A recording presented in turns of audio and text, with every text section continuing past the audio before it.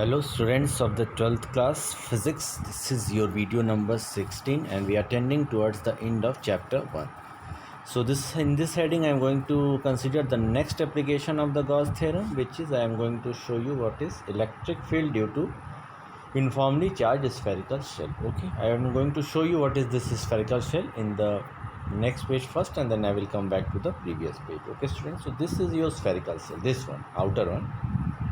And since this is cell, so charge is only resides or stay at the surface, as you can see. Okay.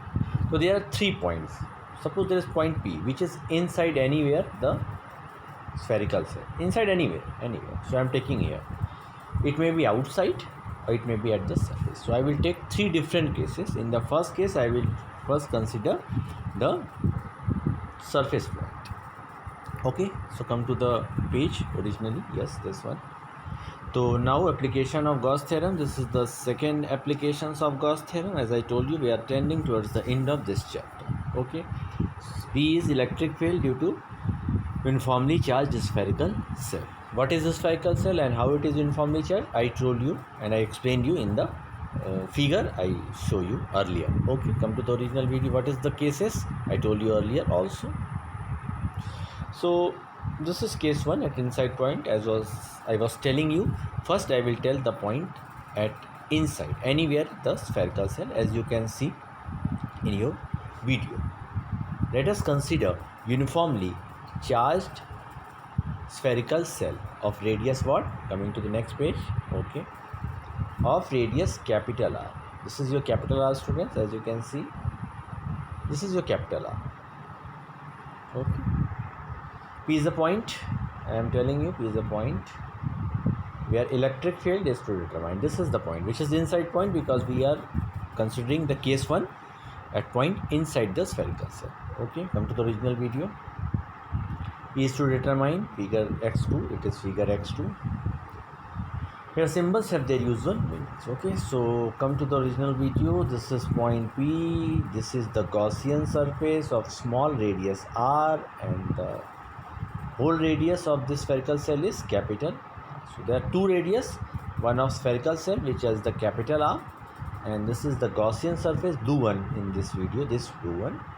It is your Gaussian surface. Look at the original video. This is your Gaussian surface. So as you know, when we applied Gauss theorem, first we take ds area, small area, and then I will integrate it for the whole area. So student, I am going to read it one more time. Radius R is a point where E is to determine figure x2, where symbols have their usual meaning. This is the Gaussian surface. Okay, the smaller radius R is your Gaussian surface, and the bigger radius is your spherical cell on the surface of which the charge is distributed. Now come to the next page. Yes. First I will calculate total electric flux through the Gaussian surface. You know that total electric flux is phi E, which is further equal to the surface integral E dot ds. What is the angle between E and ds? I am going to tell you one more time. Come to the figure. Yes, electric field is there and n cap is normal there, so both are in the same direction. N cap is there and E also there. So what is the angle between the same line? That is 0. That is obvious to you. Come to the mathematical part. Yes, this one. Yes, total electric flux through Gaussian surface phi E is the surface integral. Cos 0 is 1. E is constant, so I am taking out. What is ds? Since it is the surface area of the sphere, and what is the surface area of the sphere? 4 pi small r square. Why we are not taking the capital R? Because the Gaussian surface is of small r radius. I am going to show you one more time. Look there, this one, this one, this one, this one, student. So this is the Gaussian surface and of the radius r. So area will be taken of the Gaussian surface, not of the spherical cell. Okay, so there is no confusion at all. And now come to the this one, 4 pi small r square. Okay, so what is the value of phi E? E into 4 pi r square. This is your equation number 1. Now by Gauss theorem, come to the next page. What is Gauss theorem? Phi is equal to surface integral is equal to q by epsilon naught. This is your equation number 2. By figure x2, q2 is 0. Why q2 is 0? I am going to tell you one more time by the diagram. What you see, this is the Gaussian surface, student. Is there any charge inside? No. So this is Q equal to 0. It is easy to grasp. As you can see in the spherical cell, the charges are outside and we are taking the inside point. So what is the charge inside? No charge. So Q is 0. Okay, come to the original mathematical portion there. Yes, this one. Okay, students, this one. Yes, Q 0. So from equation 1, 2 and 3 we have phi E as we calculated was E into 4 pi small r square, and it is 0 because 0 by something is 0. Since E is 0, what I want to say, electric field inside the spherical cell is 0. This is the mathematical result. I am going to connect it with the video. Look at one more time. That's this one. This is the spherical cell and this is the inside point. There is no electric field inside the spherical cell. Okay, student? Okay, so what I am saying that inside the spherical cell the electric field is 0. So come to the original video. I am going to the next page. Yes, this one. Now come to the case 2. This is your case 2 at an outside point. What I will do in at outside point, I am going to tell you. First I am going to show you in the diagram where is point P situated. Come to the original diagram. Yes, this one. In this case, the inside point was there, inside the spherical surface, anywhere. Okay, this time this P will be here.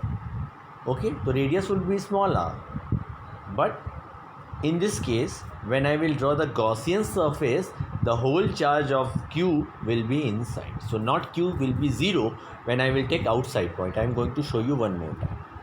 When you took point P inside the Gaussian surface, there was no inside charge.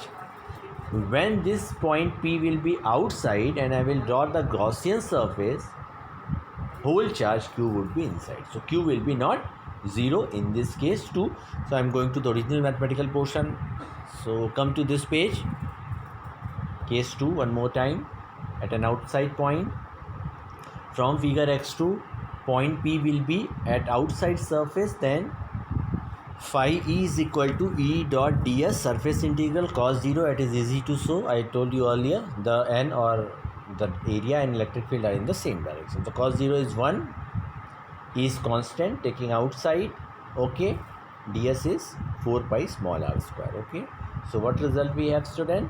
We have phi is equal to E 4 pi r square. So this is your equation number 1. Again I am going to apply the Gauss theorem. Yes. Okay, this is your Gauss theorem. I am not going to tell you, but this is electric flux, surface integral, and always equal to Q by epsilon naught.